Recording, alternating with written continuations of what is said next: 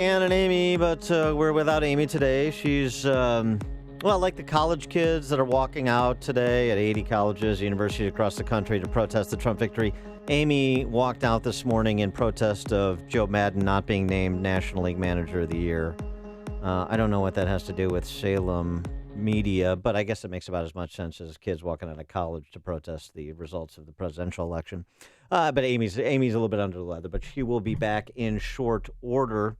And happy to be joined by our next guest. Get a little international perspective. We've had him on the show before. A number of books. He was writing about Brexit years before Brexit happened. New Road to Serfdom, A Doomed Marriage Between Britain and Europe, Why America Must Not Follow Europe, Inventing Freedom, and How We Invented Freedom, Why It Matters. These are all of Daniel Hannan's works. They are must-reads. And you can go see Hacksaw Ridge before you pick up Daniel Hannan's oeuvre, but make sure to nonetheless pick up Daniel Hannan's scholarship, particularly because he's going to need to write more books. Because thanks to the Brexit vote, he's going to be out of a job over at the European Parliament pretty soon. Daniel Hannan, thanks so much for joining us. Appreciate it. Hi, Dan. Hi. We were talking about war movies too, and I just wanted to mention this one. It came to my head because we've got a British member of the parliament here, Mrs. Miniver. That's a great war movie because we were talking about Hacksaw Ridge. Huh? Mrs. Miniver? Yeah, but listen, if we start disagreeing about this, one of us is now going to have to walk out, right? That's the answer to everything, as I understand it, in the United States now. Well, you wrote a piece the other day, warming to Trump. Why are you warming to Trump? Look, I was not a fan of his. I wrote some pretty strong things during the presidency, which I stand by. I think he has serious character flaws. I thought it was actually the worst election I can remember. The two main candidates were underwhelming, and had I been a U.S. citizen, I would have supported Gary Johnson. That said, the result was clear under the rules. One of the candidates won under a democratic system, and everyone should now wish him the best and wish America the best and hope to be pleasantly surprised if we had our doubts. What I find incredible is people basically protesting democracy. If they don't like the system of majority government, if they don't like the Constitution, which everyone up until now has lived under, what are these kids proposing as the alternative? What would they rather do? Well, right. I think that's the problem. The alternative is quite scary, which is basically scaling the college campus to be our model of governance.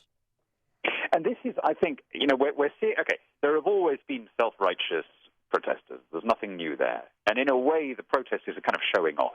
When somebody, I'm in New York at the moment, and there were people here yesterday shouting, "Donald Trump, go away." They don't actually think he's going to go away because they shout that. Right?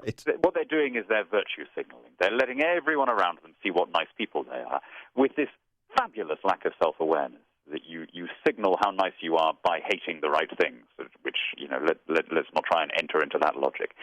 But I think there's also something new here, and something that previous generations haven't done, and that's this sense of kind of vulnerability, that nothing must ever be said that offends me.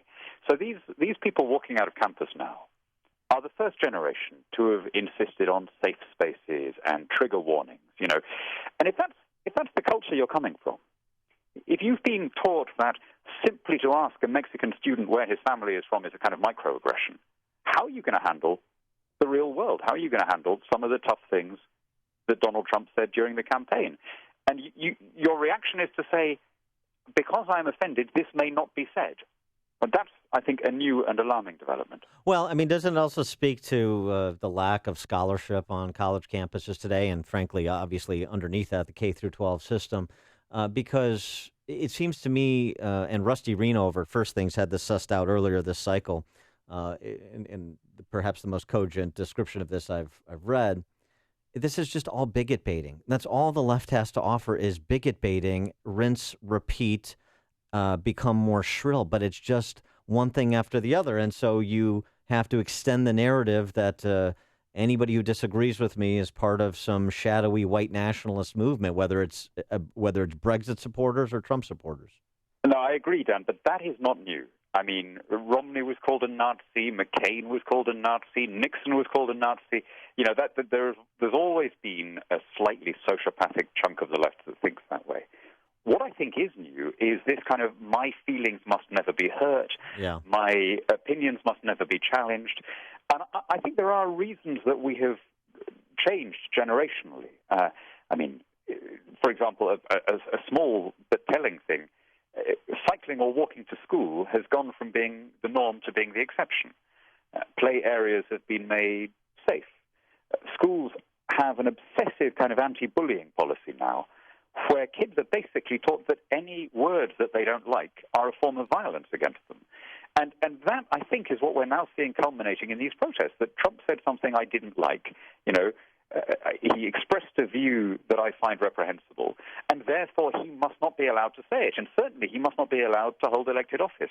And that, I think, is where they just misunderstand how the system is supposed to work. If you don't like someone, get somebody else elected, somebody better. And to your point about being comically unaware, the idea that a safety pin is their symbol, ironic, but the irony is lost on them.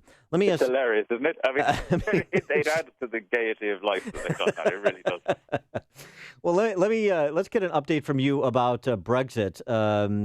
Prime Minister May signaled a couple of weeks back that it is moving forward. She put together a timeline. This is going to happen, and she kind of chided people from behaving childishly about a result that they didn't like. We're not going to have a re-election, another election. We're not going to ever redo. This is going to happen. It was kind of this, right. The tone of her rhetoric. And this, by the way, is coming from someone who voted to stay in. Right. Yes. She and I were on opposite sides during the campaign. And so, but she has accepted the results graciously, and she's taken the view that if you accept democracy, you don't do it sulkily, you don't do it kind of with your fingers crossed behind your back. You do it properly, and you make the best of it. And I think that's exactly the right attitude.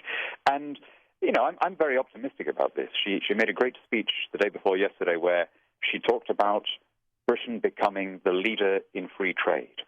And I think that is a really elevated and noble vision. A free exchange of goods and ideas is what's lifting huge chunks of the world out of poverty. It's what's lifted our species to the highest pinnacle of wealth we've ever known.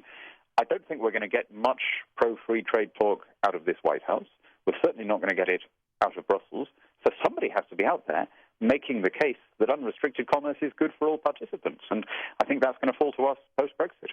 And so the sense of where Britain goes economically and Britain's partnership with America under a Trump administration, because, of course, after the Brexit vote, there were the apocalyptic predictions about, the economic demise of the UK. And I just kind of wonder where you think that you're headed now with a few months removed. Well, all of those predictions turned out to be nonsense, except that the currency devalued. That was the only one. And by the way, not before time. We had a hugely overvalued currency before. But all of the other things we were told turned out to be nonsense. We were told that unemployment would rise. In fact, it's fallen to its lowest ever level. We were told that the stock exchange would collapse. We weren't told that would be the Italian stock exchange and the British stocks would be the best performing in Europe. We were told that investment would dry up. There's been more investment before the vote than since. There's been more startups. I mean, everything has improved.